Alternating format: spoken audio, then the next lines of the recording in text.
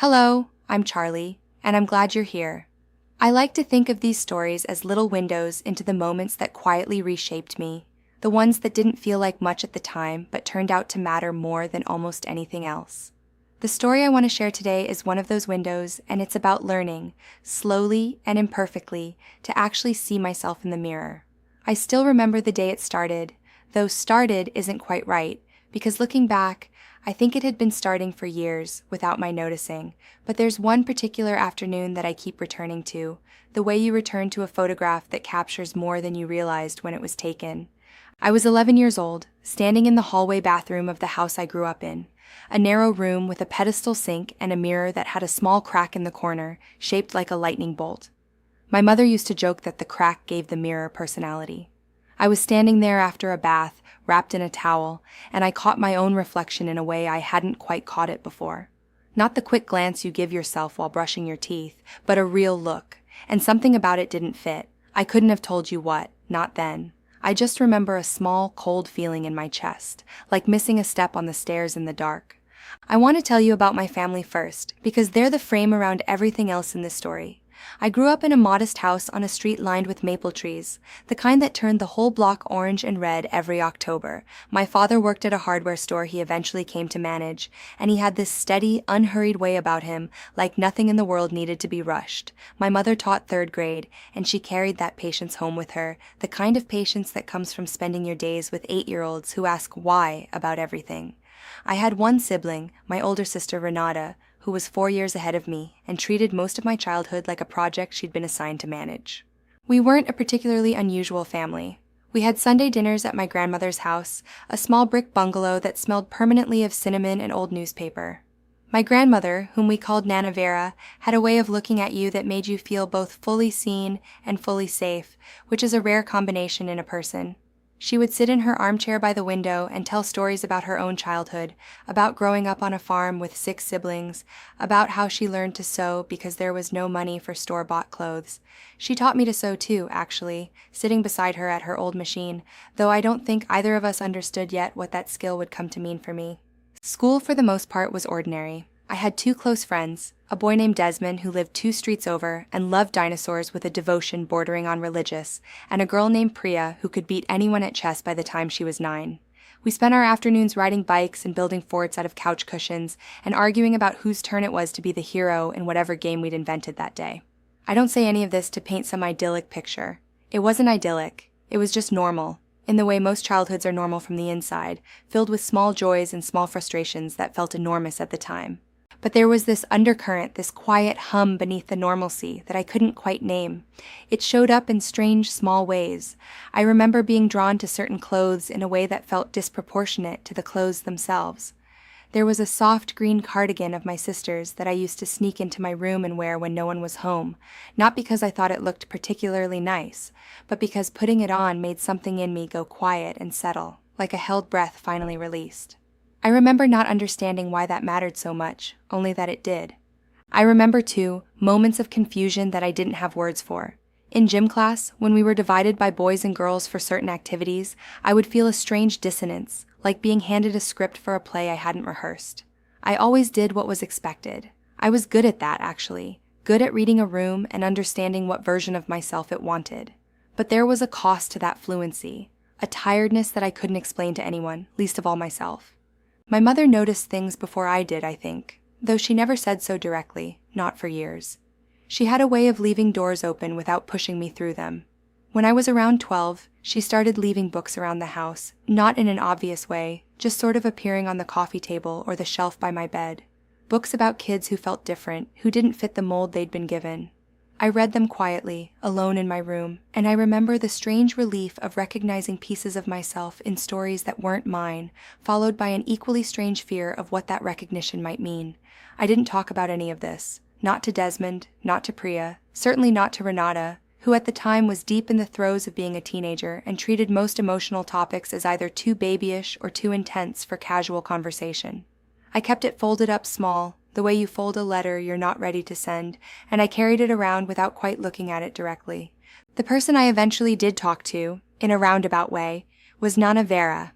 I was maybe 13, sitting beside her at the sewing machine on a Sunday afternoon, while my parents and Renata watched a movie in the other room.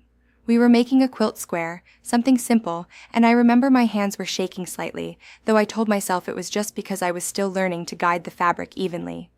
"You've gone quiet today," Nana Vera said, not looking up from her own work. "Quieter than usual, and you're usually quiet enough." I laughed a little because it was true. "I don't know, just thinking." "About?" I hesitated. The sewing machine hummed between us, filling the silence in a way that made it easier to speak into. "Do you ever feel like you're supposed to be someone, and you're not sure if you are that person or if you're just pretending to be because it's easier?" Nana Vera was quiet for a moment, her needle pausing mid-stitch. Then she said, "When I was young, everyone told me who I was supposed to be before I ever got the chance to find out for myself. Wife, mother, farmer's daughter. Those were the shapes I was handed. It took me a long, long time to figure out which parts of those shapes actually fit me, and which parts I was just wearing because no one had offered me anything else." "Did you ever figure it out?" "Some of it, not all of it. I don't think anyone figures out all of it, sweetheart. But I'll tell you this. The parts that fit, you'll know, because they'll feel like relief. And the parts that don't, you'll know that too, because they'll feel like holding your breath." I didn't tell her, not that day, what specifically I was holding my breath about. I don't think I had the words yet, not really. But something about that conversation planted itself in me and stayed there, quietly growing roots.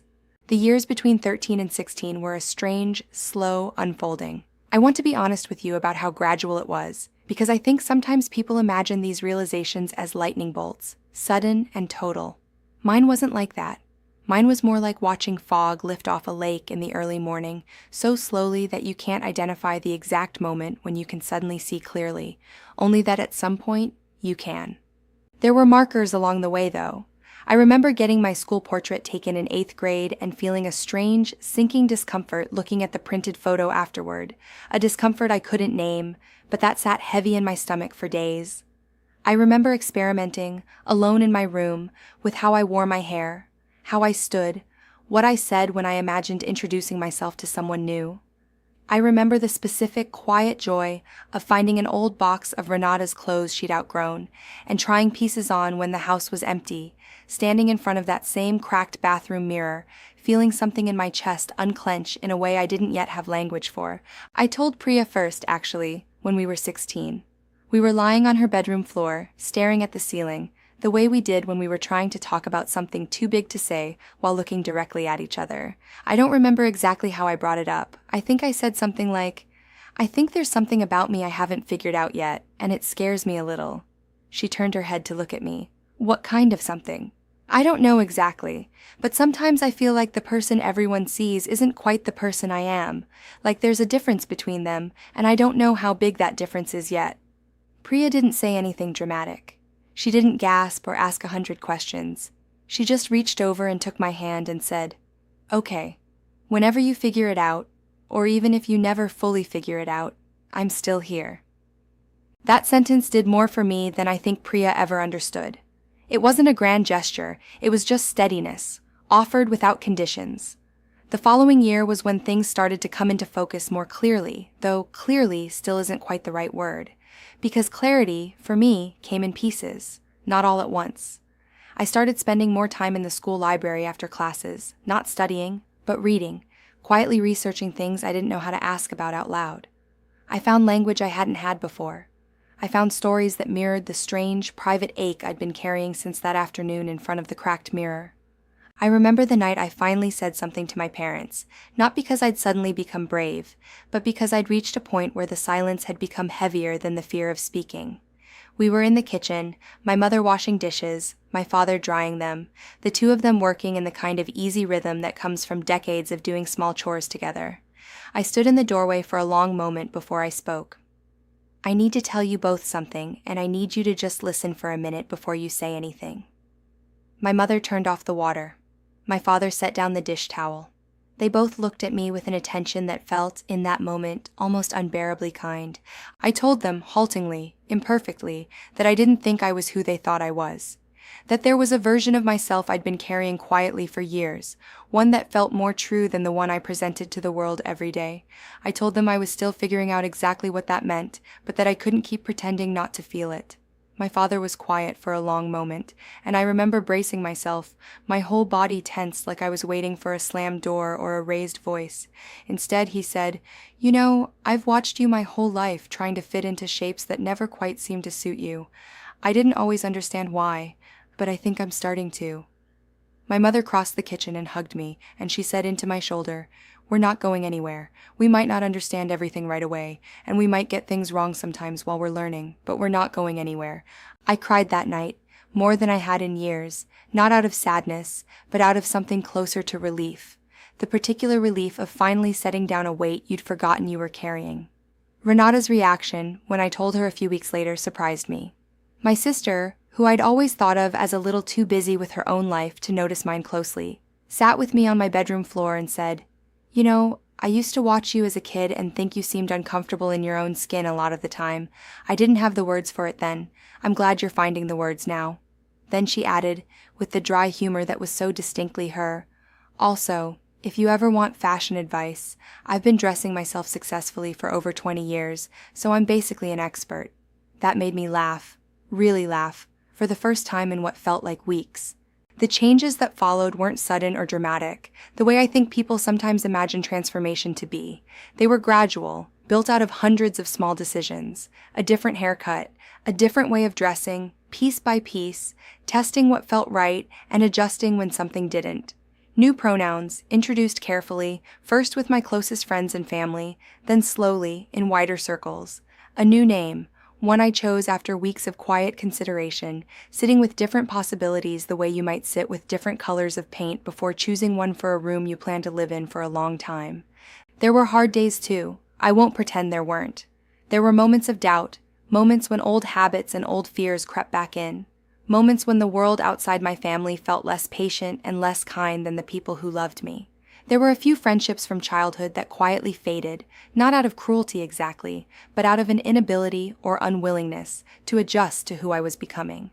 That hurt in a way I still think about sometimes. Desmond, for what it's worth, stayed. He showed up one afternoon not long after I'd started going by my new name, and he said, a little awkwardly but with real sincerity, "I don't totally understand all of this yet, but you're still my friend, and I'd like to keep being your friend if that's all right." I told him that was more than all right. Nana Vera, when I finally sat down with her and explained everything as clearly as I could, took my hand the way she had that day at the sewing machine years before. "I always wondered," she said, "what part of you is holding its breath. I'm glad you finally get to breathe." We made another quilt square together not long after that conversation, and this one, I remember, was made from pieces of that old green cardigan of Renata's, the one I used to sneak into my room as a child. Nana Vera had kept scraps of fabric from clothes throughout the family's history, and she wove that piece in without a word, just a small, knowing smile as she worked the needle through the fabric. Looking back now, from the distance of years, I understand that cracked bathroom mirror differently than I did as an 11-year-old child. I don't think the mirror was showing me something wrong. I think it was showing me a gap, a small distance between the reflection and the truth, and it took me years of quiet growing to close that gap, piece by piece, conversation by conversation, until the person in the mirror and the person I actually was finally became the same person. I think about my family often when I think about this chapter of my life. Not everyone is lucky enough to have parents who leave books quietly on coffee tables, or grandmothers who sew truth into fabric without needing it spelled out, or sisters who offer fashion advice as a way of saying I love you and I see you. I know how fortunate I was, and I try never to take that for granted. If there's one thing I've carried forward from all of this, it's the belief that self-discovery rarely comes as a single moment of clarity. It comes slowly, in fragments, in quiet conversations and small brave decisions, in the courage to keep looking at your own reflection even when it's uncomfortable, until one day you look and you finally recognize, without hesitation, exactly who is looking back at you. Thank you for listening to my story. If something in my journey reminded you of your own, I hope you remember that growth often begins with the smallest, quietest moments, long before anyone else can see them. Take care of yourself, and I'll see you again in the next story. I'm Charlie.